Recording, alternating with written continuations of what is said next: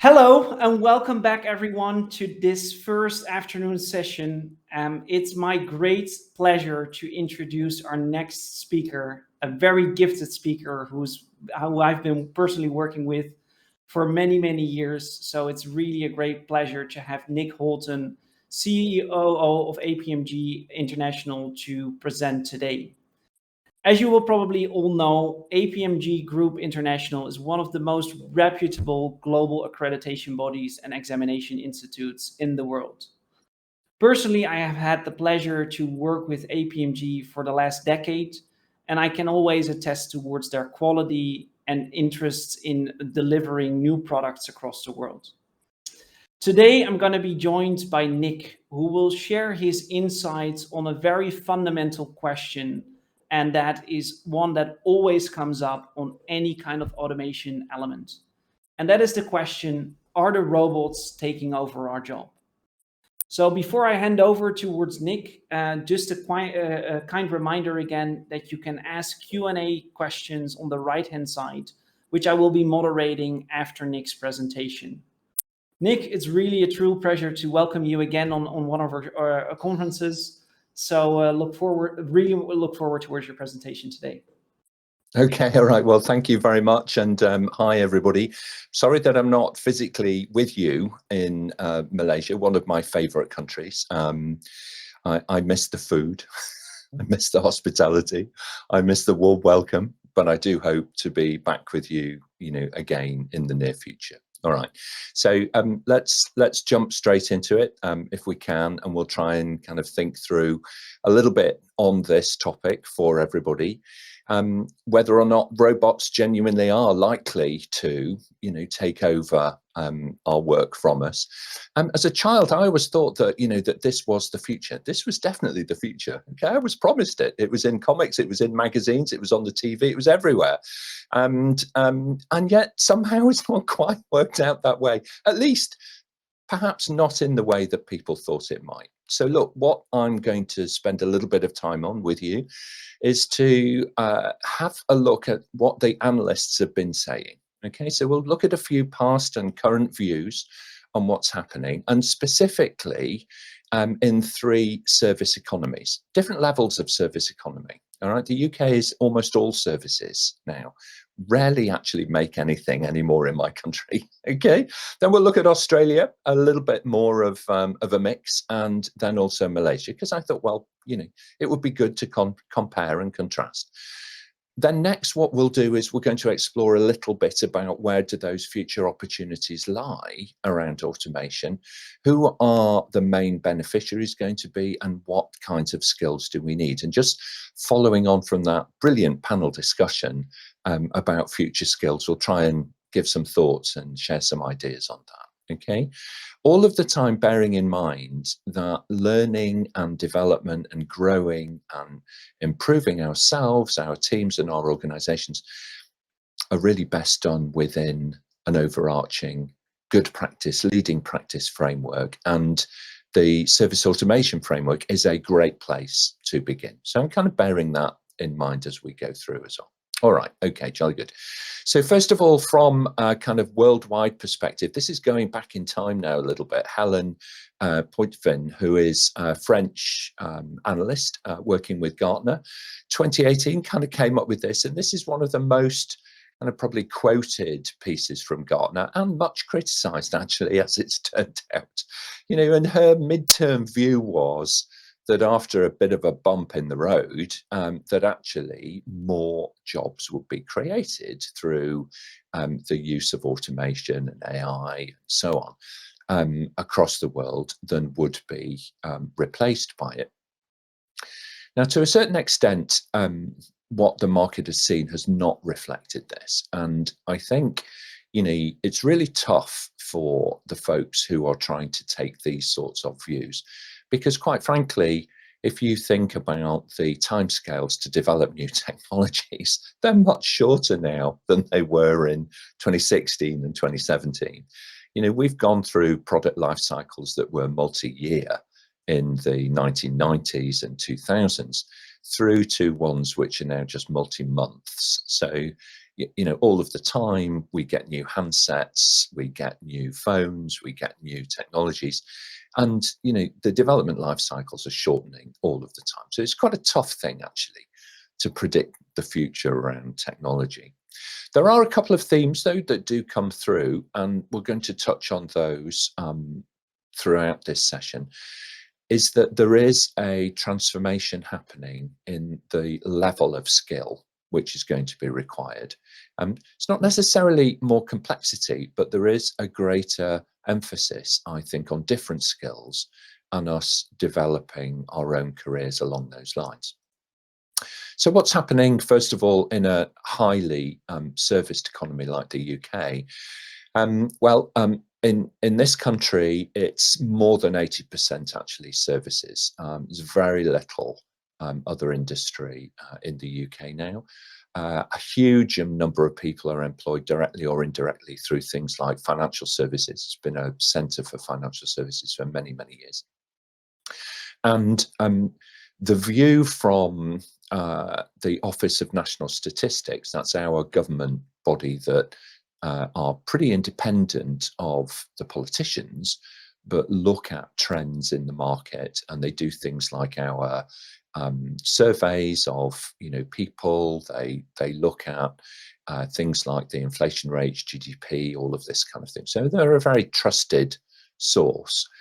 And this particular paper was published just a couple of years ago, 2019.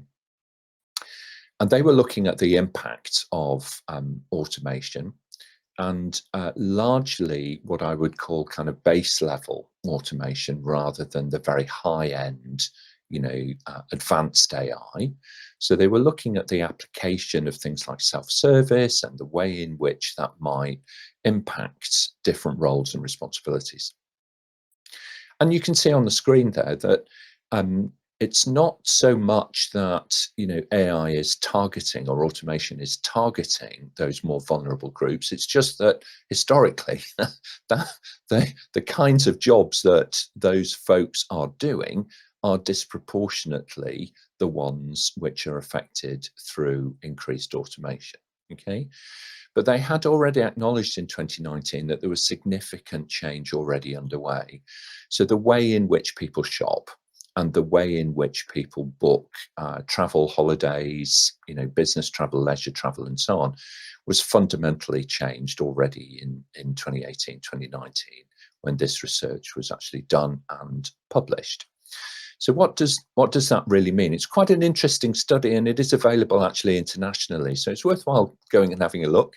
It'll give you a little bit of an insight into the UK economy, but also I think a lot of it is relevant to other service economies. It's just a little bit more acute when you look at it in the UK model. All right. And these charts that I'm sharing with you in this presentation are static, but actually on the website you can interact with them. So you can move around and you can hover over all of the little bubbles on the distribution there, and you can spike out and see exactly which professions, roles and responsibilities and so on are more likely to be impacted by automation and less likely to be. And you can kind of see there that there's a degree of impact and probability and risk associated with different roles in different professions at different times.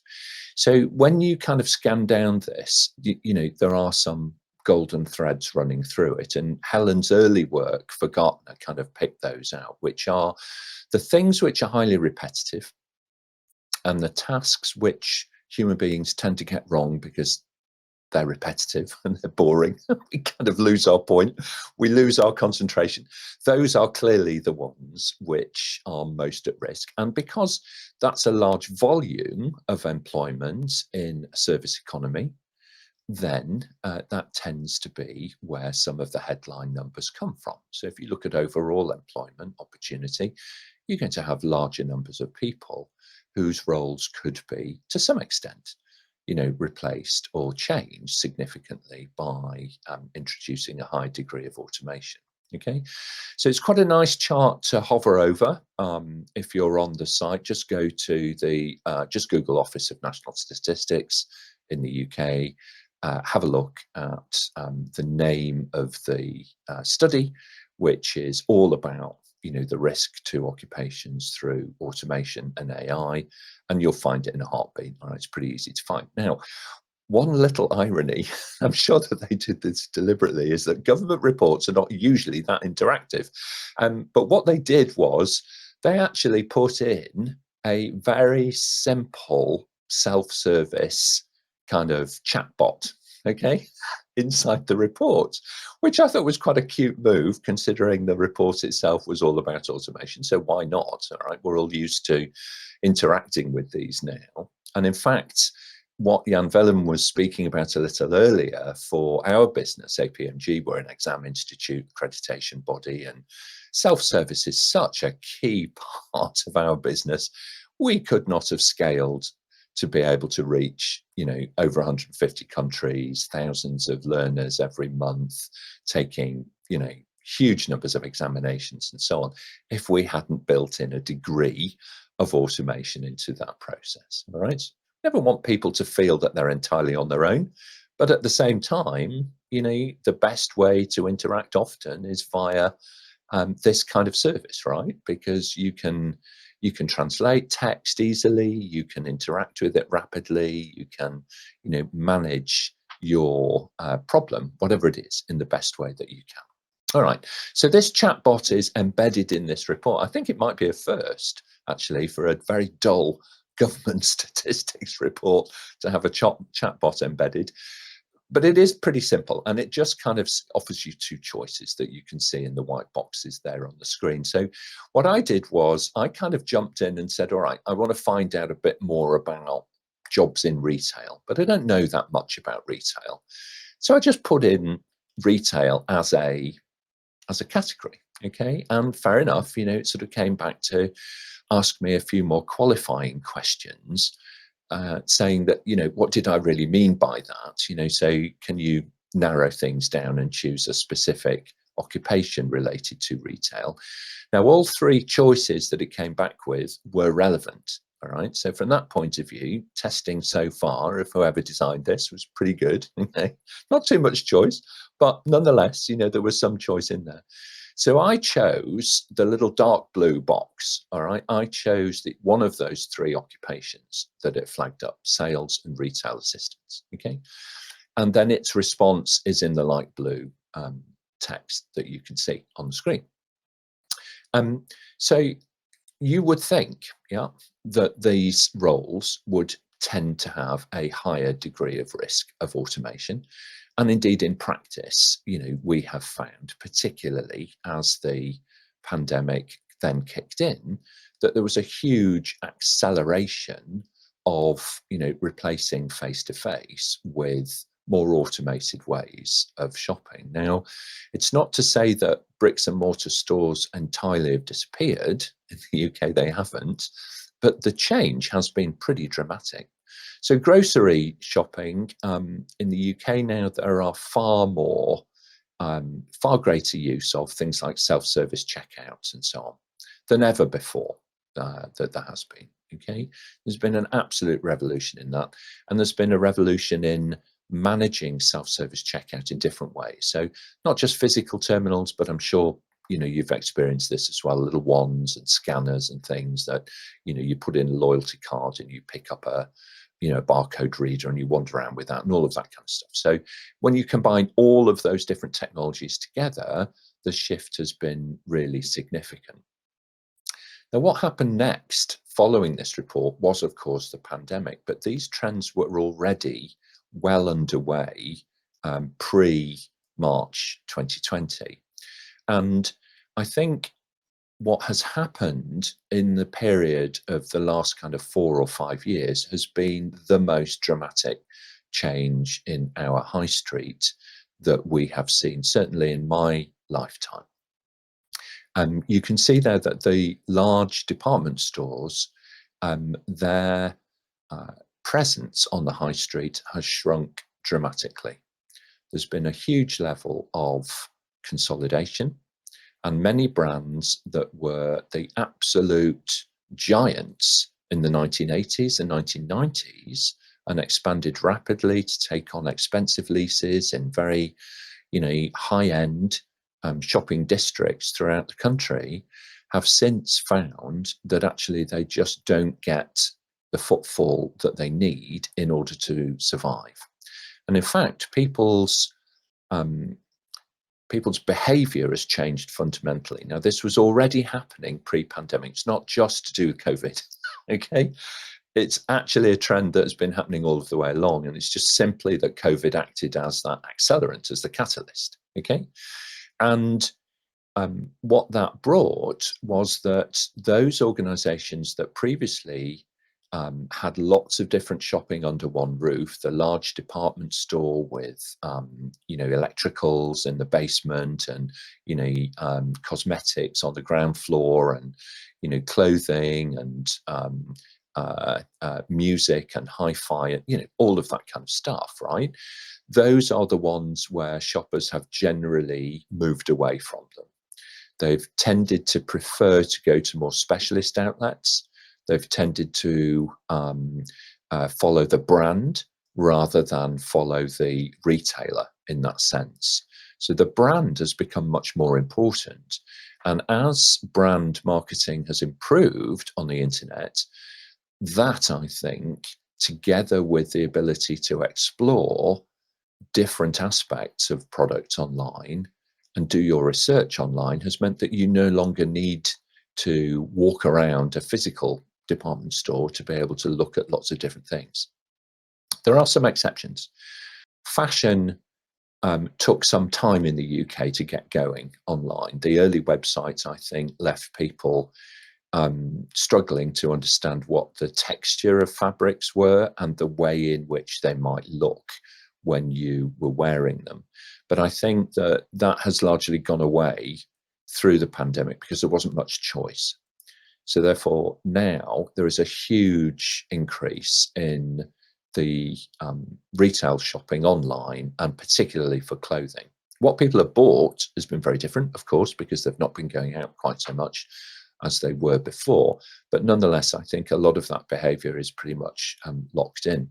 The other thing that's happened is that not all of the cost has gone away for retail businesses, and there's a very large cost now in the cost of shoppers returning things that they don't like and they don't need, and they bought 3 because they could return 2 at very little cost to them as a consumer, that kind of thing. So there's a different set of business challenges now which are evolving around self-service that were not there previously with the physical stores.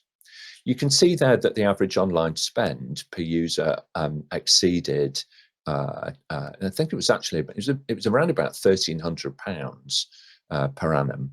So in dollars, I don't know, that's what, $1,800, somewhere around about there. Can't quite remember if my currency is still worth anything these days or not. Somewhere around about that much, okay, US dollars. That would be about that level. And the online retail sales conversion through automation and chat and a little bit of AI, I would call it machine learning really than true AI, has improved retail sales conversion tremendously. So a lot of effort is going on at the moment to help people move from that moment of browsing, sort of looking at lots of different things. So you've got a lot of technology and time and effort and user experience focused on avoiding abandoned shopping carts, giving people incentives just before they're about to leave the websites, from very simple pop-ups all of the way through to, a few hours later sending you a discount code through your email, or a little SMS text message, or any of the things that we're all used to kind of receiving. But it's been a big shock, and it's not over yet. And many of those household names that I remember visiting in my teenage years, it's about 100 years ago now, 20 years ago, 30 years ago, 40 years ago, and so on. Those are now purely online brands, and I don't think that they will ever return as, physical stores, to the high street at all. All right, so let's get out of the UK and jump down into Australia then and compare. So in contrast, the Australian economy is around about just under 2/3 services. And what Forrester's report, and this is pretty new, it's not a full Forrester report, but it's pretty well researched actually, Sam Higgins's blog post. So go and have a look there about what the current thinking is there. And you can kind of see on the screen that Forrester's view is that we're going to see quite a mix of activity. So what is actually really happening? First of all, there's quite a solid proportion of the workforce who will just leave. Now, it's hard to actually distill whether or not this is normal in an economy, because people leave the workforce all of the time for a whole variety of reasons, not all linked with age, okay? And then other people return into the economy. But Sam's view is that the net activity is around about 1.5 million or so, okay? And so with that in mind, that's in proportion of about 9 million, I think it is, in the workforce in Australia. So that's not 9 million adults, that's just 9 million who are classed within their statistics as being in the workforce. And some of that is actually transfer out from traditional models of employment and into a more self-directed model, aka the gig economy. All right, and this is a trend which is happening in lots and lots of countries. It's certainly the same in Europe. There's a lot of young people who are not employed by a traditional employment model, but are just working for themselves, and they are selling like a contractor their skills into a variety of different organizations. And collectively, I think this is an employment model which is maturing now. So instead of it being unusual, it's actually quite often the norm for a large proportion and a growing proportion of the working population. And I want to come back to that in a little while, because it does affect the skills and things that we need, okay? And as the technology improves, there are genuinely new roles emerging. And that's something which is also echoed by this particular study by McKinsey from about a year ago or so, that was looking at the Malaysian economy and trying to predict forwards, if you like, what is likely to happen there. So McKinsey's view is a little bit more conservative. It kind of says right back at the beginning that the most likely, the most probable roles and activities for automation are those things which are repetitive and so on and so on. And so if you have to kind of translate their maths a little bit 2 or 3 times to be able to get to the answer, but it's around about 15% of the current work time within that economy is really most likely, so most at risk. And that's around about taking a kind of median of about 2/3 probability to be automated. Now they're saying by 2030, and I do think that that's possible, because you do have this kind of hockey stick type approach to technology being adopted in a market and it making a significant difference. Now, I don't live and work in Malaysia, so I'm kind of looking from an outside-in perspective. So, you know, with your patience, I'm relying really on McKinsey's here, you know, for that insight. But you may feel very different, and you may have a very different perspective, you know, to be able to share when we get into the, you know, when we get into the Q&A, if you like. Their key challenge is the same for everybody. It's about thinking about being slightly ahead of the curve, or at least very close to the front of the curve in terms of skills acquisition over the period. Their view overall is that it will be net positive, okay, in Malaysia. And they're taking, I think, quite a sensible view, which sort of says that, you know what, you couldn't imagine in the 1900s when people were waiting for wintertime in North America, and they were going out to lakes and ponds, and they were sawing up pieces of floating ice and digging holes in the ground and storing them in straw layers ready for the summer. People couldn't imagine that the ice industry would evolve to the point that we have today, where everybody has a domestic refrigerator and there's very little servicing done of those. It's largely a supply replace supply type model.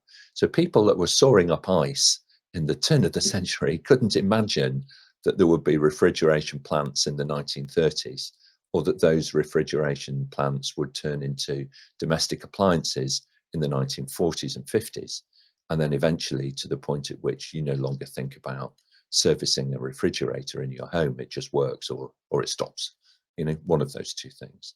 So imagining new roles is quite a tricky thing to do, but their model does include this kind of compound growth, less than 1%, but a compound growth view that says new technologies do bring new roles, new opportunities, and you can't predict what those are going to be, but they are definitely built into their model. All right. 1.5 million, as I say, by 2030, but it does assume that everybody works together to get their investment spot on.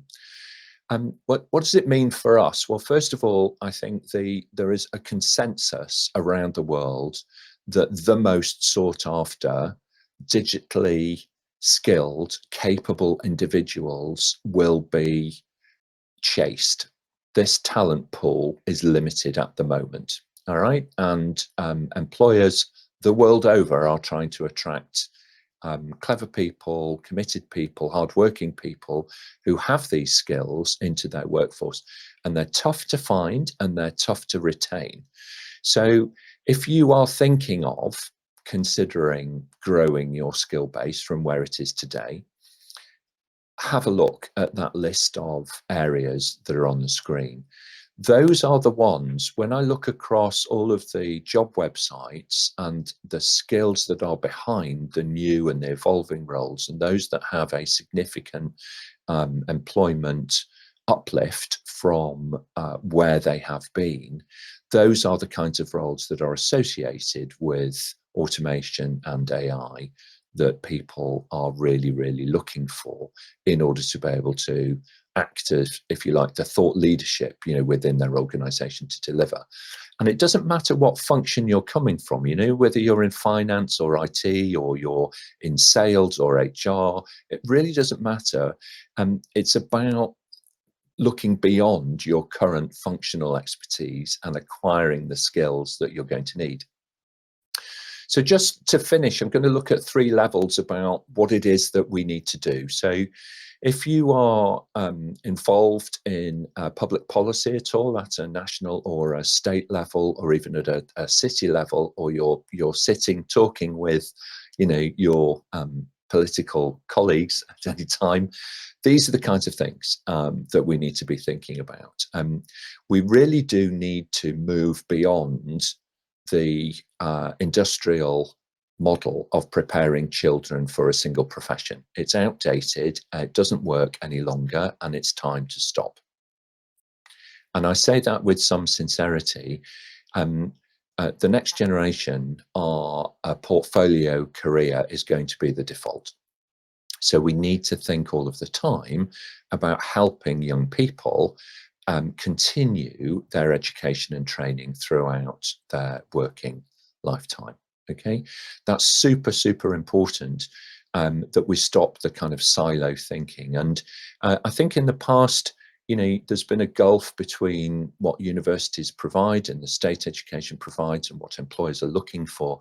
And it really is about helping to preserve some of that creativity, which is there in all young people, and allowing somehow or another that creativity and innovation to come all of the way through their teenage years, which is generally where the education system tries to kind of squish it out and make everybody kind of the same.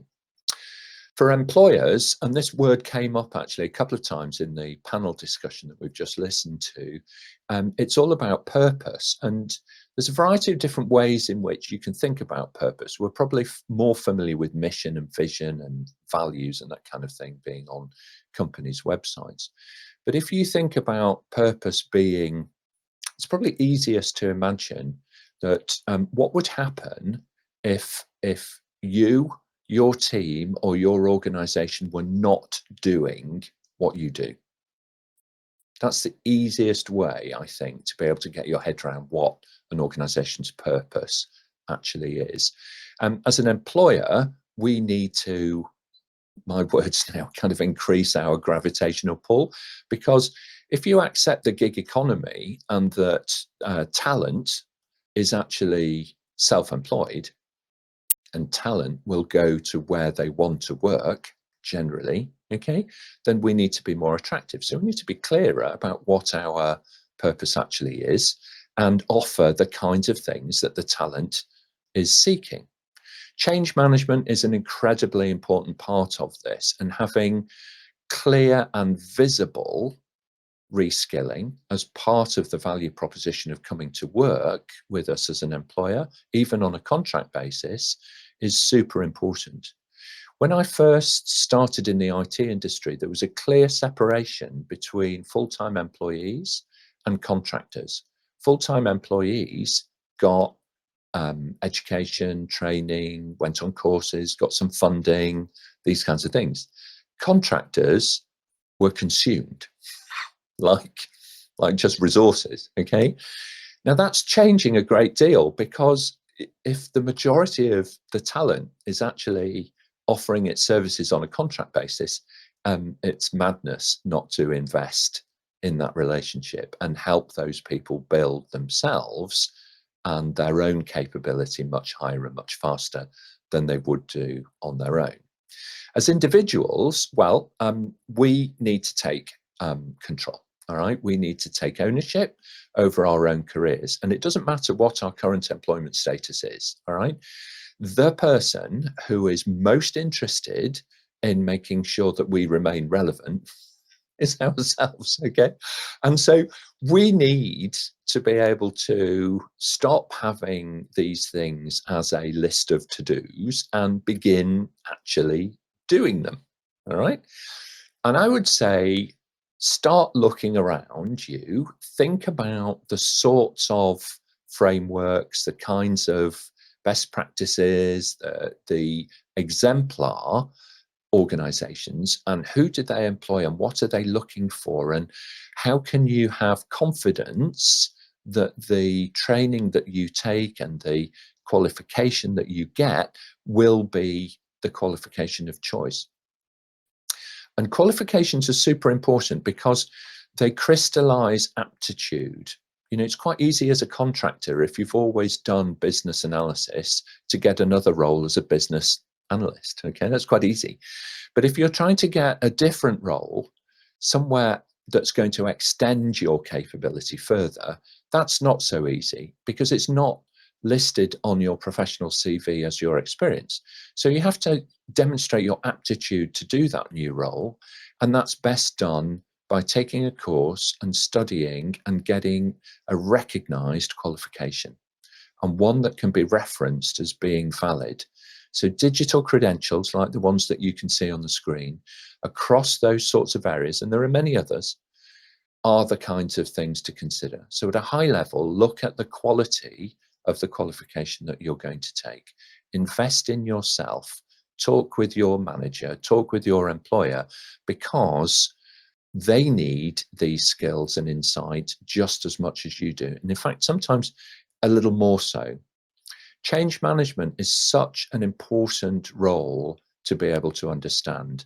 As a project manager, you may be providing or developing or creating a solution for the business, preparing a solution for a, to meet a business need. As a change manager, you're preparing the organization for that solution. So you kind of need both, all right? And change management is going to be super important. The last area there around user experience and, experience design and this kind of stuff, critical, all right?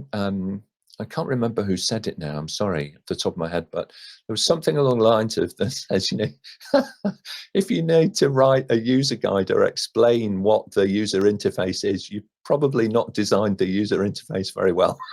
Okay, so it's that kind of thing. Great design, you can spot straight away, can't you? You just kind of think, oh, that's really good, I'm comfortable with that. It's almost like just fits. You know, it's like a well-tailored suit, or a glove that's absolutely perfect, or your favorite pair of, you know, training shoes or whatever. It just fits and it feels instantly comfortable, and you know what it is that you're doing, and you feel confident, you know, in acting and reacting and interacting, you know, with whatever the technology happens to be. So that kind of area where the human meets the machine, where the machine enhances the human, is a great space to be in. And unless you kind of think about who you are today and where you want to be in the next few years, the risk is that you will move up that kind of, you know, probability kind of scale, if you like. Now, I think that formal learning is great, okay, and I'm in the business of formal learning, so of course I would say that. But at the same time, most of us learn in lots of different ways, and we enjoy and learn from the collaboration of others, okay? And so these kinds of conferences, and this is where Cybiant do such a good job, okay, of bringing people together so that they can exchange ideas, of forming community, of helping people learn from each other. It's such an important part of who we are as human beings, how we behave. It's our natural instinct to come together as social animals and work together to a common goal. So to reflect that, what we're doing in our business is, in addition to all of the formal things that we do in the training companies that we work with and that kind of stuff, we have conversations. And we have these conversations on a weekly basis, and they're across a whole range of topics. And I'm pretty sure, having listened to some of the content in this particular conference around automation, that we'll be visiting the whole theme and Willem around, you know, automation and AI and all of this kind of stuff again very soon. So this is an opportunity for people to join in. Have a look on the website at that URL. They're totally free. You can watch it on LinkedIn, or you can watch it on YouTube. You can join in real time, or you can just watch the recordings later, whichever you would like to do. Okay, so it's an opportunity to join in, take part, and, you know, become a panelist with us. You know, share your experience from your particular domain, whether that's in life sciences or financial services or, you know, retail or whatever. Going forwards, I would also suggest that, you know, the framework to be able to manage up in your organization, to influence more senior people in your organization, you need to back up your firm belief, your emotional intelligence, with some facts and some frameworks and some leading practice. And the leading practice that's embedded in the service automation framework is a great place to begin. It's not going to give you all the answers. It's not designed to give you the answers, but what it is designed to do is to give you a structure in which you and your colleagues can figure out, what does service automation actually mean for your organization? Whether you're delivering services for citizens and improving the outcomes of families and young people, or improving the delivery of social care or late life care. Or if you're a commercial business trying to, you know, compete for talent or compete for customers in a crowded space, good automation, well thought through, with brilliant design behind it, will make all of the difference. Poorly thought through automation has unintended consequences. I'll give you one example. Some years ago, my government wanted to deliver on a promise. We have a free, at the point of use, health service in our country through taxation. So they wanted to say everybody can get an appointment to see a doctor the same day. So what they did was they encouraged people to telephone their local doctor on the morning of a particular day to make an appointment, and they asked all the doctors to reserve a certain number of appointments that could be booked on that day. And the unintended consequence of that was that these appointments are available at 7:59 in the morning when people are speed dialing on their phones, and they're all used up by 8:01 in the afternoon. And you cannot actually book an appointment 3 days ahead because you have to book on the day. What replaced it was much better self-service. And now you can go online and you can look ahead a few weeks. And if it's not an urgent matter, if it's just a routine thing, you know, check my blood pressure, get my, my blood levels checked, or whatever it happens to be, you can book it a month ahead, 2 months ahead, and so on. And the whole situation has calmed down. So really good use there of kind of reflecting on the unintended consequences of trying to deliver better service, and then thinking, actually, hang on a minute, service automation, self-service could really, really help with this. Let's do it differently. Let's allow people who understand if it's urgent or not, you know, to make that first choice. So that's it. Thanks very much indeed. I hope that this has given you a little bit of food for thought, and you know, happily, you know, answer any questions that folks have got. Well, absolutely, and I think it's given a lot of thought, food for thought. I also see a lot of likes and shares and claps coming in on the social platform. So I'm pretty sure I'm not the only one. We still have time to moderate a couple of questions. I've seen a couple of questions coming in, so I'll start with the one that got the most votes up. So let me project the question on the screen. Okay, thank you. And this was a question by Mark. How do you think automation will affect salaries and wages? So I think the effect is 2 times. So I think the main question is, what is your perspective on how automation is going to affect salaries, wages, and basically the workforce?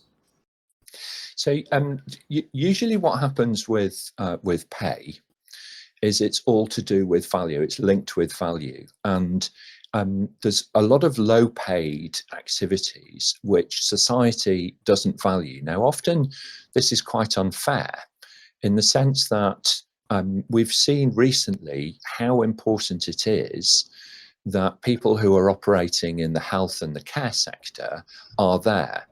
They became the heroes. They became the reason, the focal point why at the end of the day in some countries, citizens came out onto their doorsteps when they were locked down, and they physically clapped from their balconies to celebrate and to thank the key workers who were delivering those services. Stacking food onto supermarket shelves became an honourable role to have, whereas prior to the pandemic, society viewed that as a menial job that only deserved a low wage, a minimum wage to be provided. I think what automation does is that if you can manage mobility, if you can invest in yourself a little bit, if you can improve the value that you have to offer in a more automated environment, then you will see your wage increase. So those people who are working in supermarkets with self-service checkouts are now spending time with customers, helping them to decide which products to purchase. So customer service in those supermarkets is actually improving, because instead of sitting pulling an item over a barcode scanner repeatedly for 8 hours a day, which is mind-numbingly dreadful thing to do, those people are now standing up, talking with customers, walking around the stores with them, helping them do better things. So communication skills, better skills, different skills are the way in which I think to increase your value in an organization. And if you're at the technology end of the spectrum, then that's even more apparent, because if you are the person who has thought through how to do this, how to bring good design to life in a piece of technology, how to transform a team, bring that team with you on the change journey to adopt the solution, then you're going to be extremely valuable. So I think, like any innovation, it's going to have a polarizing effect. You know, there'll be some winners and some losers, but it's not all about being the IT elite. I think generally across society, we need to embrace those areas where human beings do really, really well. The empathy, the communication, the support, the interaction, that's where human beings can add the biggest difference and allow some of the boring stuff, quite frankly, to be done by the machines. Very good. And that triggers me. Basically, this is a question that I kind of took away. I know there's still a couple of open questions, but one thing that I wanted to pick your brain up on is you really got me with the slide that said purpose. Just in a last 1 minute or 30 seconds, last remark around that. Do you think that we will ever come at a stage where automated solutions will have purpose? Oh, most definitely. There's a fantastic. We must do another session at some point. There's a fantastic trend happening around gaming, the gaming industry. And what I don't mean gambling. What I mean here is the design of three-dimensional worlds and three-dimensional characters that is in computer games industry. There's a fantastic development of technology there that is going to be embraced soon by other industries. And I think that world is one where purpose is going to be more apparent than ever. At the moment, it's a little hidden behind the brand, but soon it will come to the front and you'll be interacting with a meta-human.